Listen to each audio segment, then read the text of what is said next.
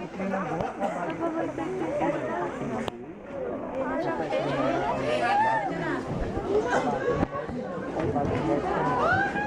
diba? Oh.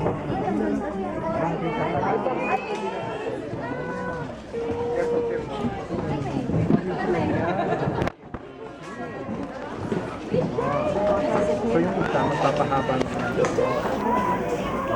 Oo. Nagmaikli siya yung isa magpapahaba. Yes. Maganda si Vita. Kuya, hindi kayo makakalabas mo dyan.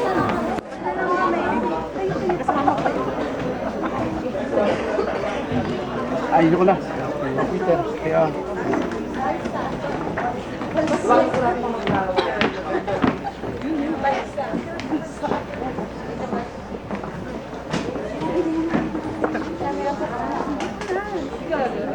We love you, Cassandra! Hello. Ay, hi! Hi, Cookie Berks! Ang ganda ng ilaw niyo. Yun ba yung sa Araneta? Yes! Thank you! Hi po! We miss you, baby!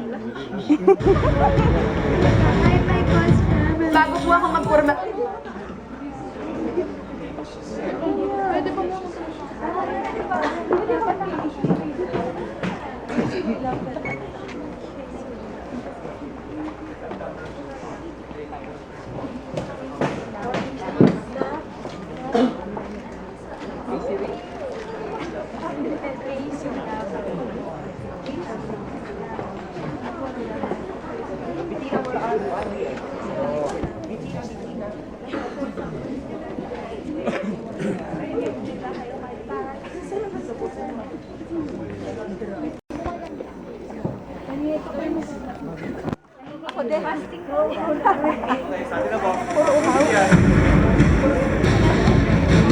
Bago po ako magformalan, pwede lang po bang mag-choreography at sumayaw sa Excite?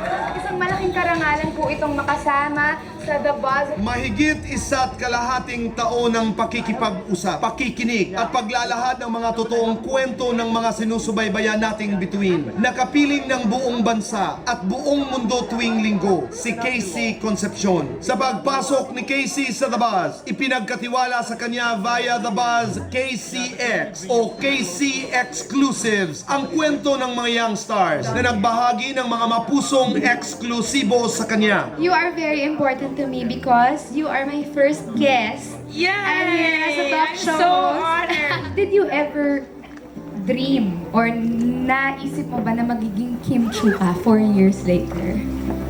Siyempre hindi. Pero isa lang yun sa mga pangarap ko. Kasi hindi naman kami ganun kayaman dati. Yung gusto ko tumulong sa pamilya ko. Pero wala. Hindi ko alam paano. Ano ba yan? Sa dinami-rami ng mommy mo, ba't mo pa hinanap yung father mo? Alam ko yung pakiramdam na yun. Sorry, baby girl. Siya po kasi yung una na nag-interview sa akin sa The Buzz po. Nakakatuwa kasi may mga iba, di ba, may mga iba pong mga nag-interview sa akin na kapag English, bigla pa ako napapaisip, ay, ano ba ibig sabihin nun? Pero kay Ate Casey, mapa-English o Tagalog, di ba? Kahit English po yung tanong niya sa akin. Ang bilis na pumapasok sa isip ko, kaya alam ko agad yung ibig sabihin nun. Natural siya sa pag-host and that's one thing. At yun ang forte niya. I mean, she's a natural host. Hanggang sa mga pinakamalalaking pangalan sa showbiz, Casey showed genuine interest and compassion in Yung medyo kalat-kalat yung mga priorities ko. Are you together? maging sa mga group discussions sa The Buzz Uncensored. Hindi nagpahuli si Casey sa paglalantad ng kanyang opinyon at saloobin. In terms of yung personal choices ng mga artista, katulad na nalalagay sa mga magazine, it can be seen as an artistic expression. Ang side ko, personally, I'm not a smoker. So I wouldn't endorse a cigarette brand. I wouldn't post on a cover of a magazine, but I would probably have my pictures taken for a look or for a theme or for a concept. But I would be very careful kung saan siya ilalabas. Okay. Minahal si Casey sa pamamalagi niya sa The Buzz. Pero tulad ng lahat ng bagay sa mundo, lahat ay may hangganan. Ngunit kasabay ng pamamaalam na ito ay isang bagong simula para kay Casey. A new hosting challenge sa pinakabagong Kapamilya Talent Reality Competition, The X Factor Philippines. Dito, babaunin ni Casey ang kanyang makulay na hosting experience sa The Buzz. Ang mas matapang, mas confident, at mas matatag na pagkataong naging resulta ng mga pagsubok na kanyang pinagdaanan sa tulong ng mga maaasahan niyang mga kapamilya. She's keeping herself busy. She's now spending time with her family and her friends. And I think more than anything, that's, knowing that she's stronger now. And alam niya yun. More or less, nalaman niya yung strength niya. Hi, Akma. I just want to congratulate you. I know that all blessings that has been given to you and that will be given to you, alam na you deserve it. You're a good person. Just want you to know that I love you and that I'll always be here for you. Ngayong hapon, ang kanyang Farewell na pala talaga to. But, okay. Okay. Yung sinasabi mo may pinagdadaanan ka, but kumusta ang estado ng buhay? Okay, Tito Boy. I'm very excited for 2012. I'm really excited for the new me. Sa lahat ng pagdaanan natin, merong bagong leaf, bagong chapter na talagang tina-turn over. At lahat naniniwala ako talaga may dahilan. What do you want to tell yourself? That you should never allow anyone to step on you. You should not let anyone think less of you. And that bilang babae, meron kang strength na hindi mo alam or hindi mo malaman agad-agad na meron ka. Pero meron ka nun. That's empowering. Thank you. Thank you. I will miss you. These are tears of joy. I know. These are really tears of joy. Masayang-masaya po ako na fulfillment po ito, isang malaking accomplishment sa akin na nagkaroon ako ng 2 years sa The Buzz. Meron akong panibagong nakita sa mga supporters at sa mga viewers, hindi lang ng The Buzz, pero ng buhay ko.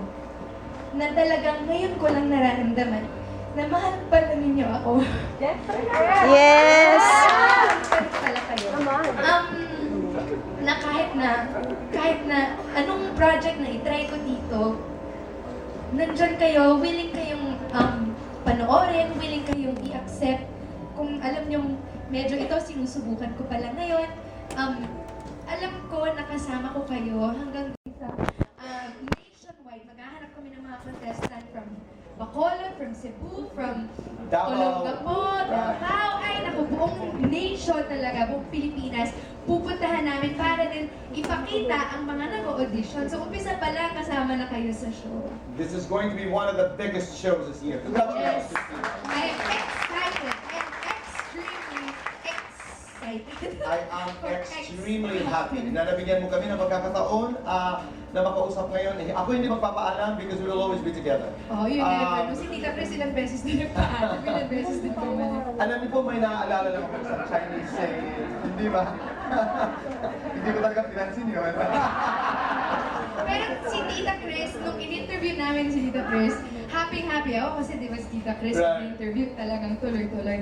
Ending, kami yung in-interview niya, pinakanta niya kami nito.